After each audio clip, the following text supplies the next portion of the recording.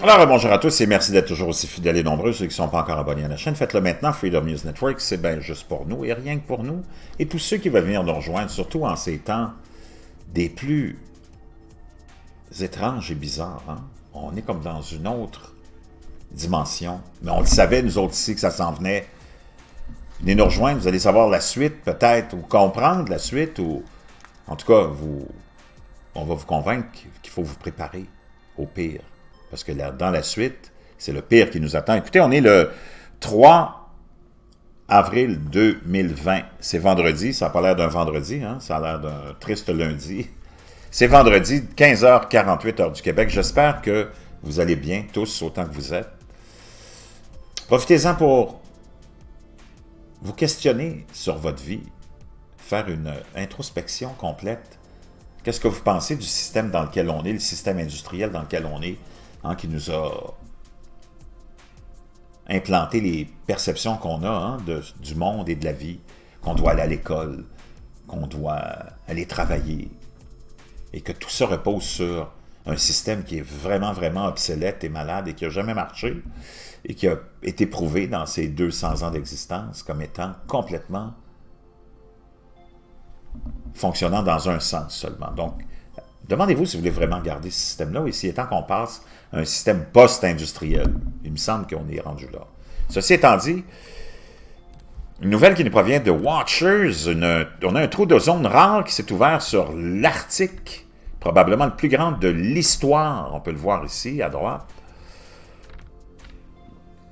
Un énorme trou d'ozone s'est ouvert cette année au-dessus de l'Arctique, alors que les trous d'ozone se forment normalement dans la zone antarctique chaque année, parce que les températures hivernales tombent à des valeurs extrêmement basses, permettant aux nuages de haute altitude de se développer. L'Arctique a des températures plus variables et n'est généralement pas réglé pour l'appauvrissement de la couche d'ozone.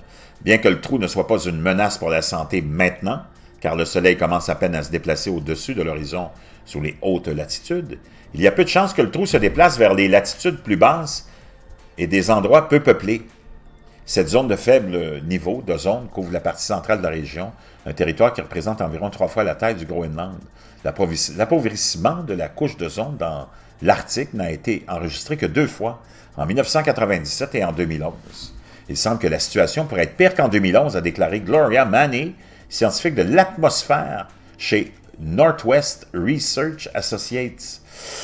Martin D. Harris, un autre scientifique de l'atmosphère du Centre aérospatial allemand, a noté que c'était la première fois que des experts discutaient d'un véritable trou d'ozone dans l'Arctique.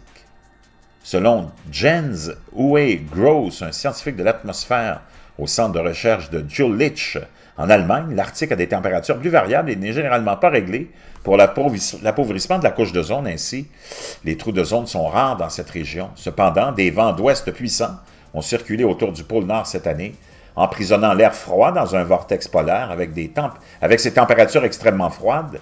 Des nuages de haute altitude se sont formés, déclenchant la réaction qui a détruit l'ozone. On voit mars 2019, mars 2020. Vu en fausse couleur de l'ozone totale au-dessus du pôle arctique, les couleurs violettes et bleues sont celles où il y a de moins d'ozone, et les jaunes et rouges sont celles où il y a le plus d'ozone. Fin mars, il y avait une baisse de 90% de l'ozone à 18 km d'altitude, passant de 3,5 parties par million d'ozone à 0,3. C'est plus que toute autre perte que nous avons connue dans le passé, a déclaré le scientifique de l'atmosphère Marcus Rex à l'Institut Alfred Wegener. Les professionnels estiment que les semaines suivantes sont critiques. Pour l'instant, le trou d'ozone de l'Arctique ne constitue pas une menace pour la santé puisque le Soleil commence tout juste à se déplacer au-dessus de l'horizon dans les zones de haute latitude. Ante Ines, un scientifique de l'atmosphère du Centre européen pour les prévisions météorologiques à moyen terme, a déclaré que les températures dans la région ont commencé à augmenter de sorte que l'ozone devrait commencer à se rétablir alors que le vortex polaire se déchire au cours des prochaines semaines. Cependant, il y a peu de chances que le trou se déplace vers des latitudes plus basses et des endroits plus peuplés. Si c'est le cas, les gens devraient utiliser un écran solaire à l'extérieur en ce moment. Nous regardons avec impatience ce qui se passe, a déclaré le scientifique. le jeu n'est pas encore terminé. Donc, vraiment, inquiétant, peut-être. Inédit, apparemment. Hein, c'est probablement le plus grand de l'histoire. Je voulais vous partager ça. Dans ces temps où il y a tellement de choses qui surviennent et qui se produisent, on n'est pas sorti de l'auberge.